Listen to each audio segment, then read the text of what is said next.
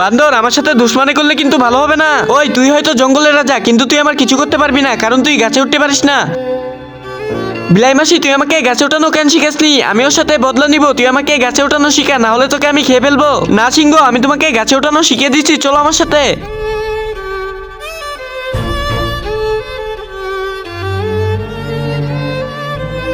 বান্দর, এবার তুই শেষ। বান্দর, এখন যে তোর কি হবে?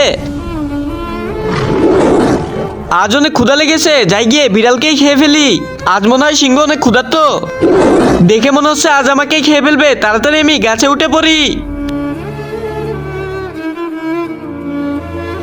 ওই বিড়াল মাসি, তুই আমাকে এই গাছে ওঠানো কেন শিখাসনি? তার আগে তুমি যদি এই শয়তানের ছবিটিকে ঘৃণা করো এবং আমাদের প্রিয় নবীর নাম লেখা এই ছবিটিকে ভালোবাসো, তাহলে ভিডিওতে লাইক করে চ্যানেলটি সাবস্ক্রাইব করে দিবা। আর যদি লাইক সাবস্ক্রাইব না করো, তাহলে আমি ভেবে নিব তুমি শয়তানকে ভালোবাসো।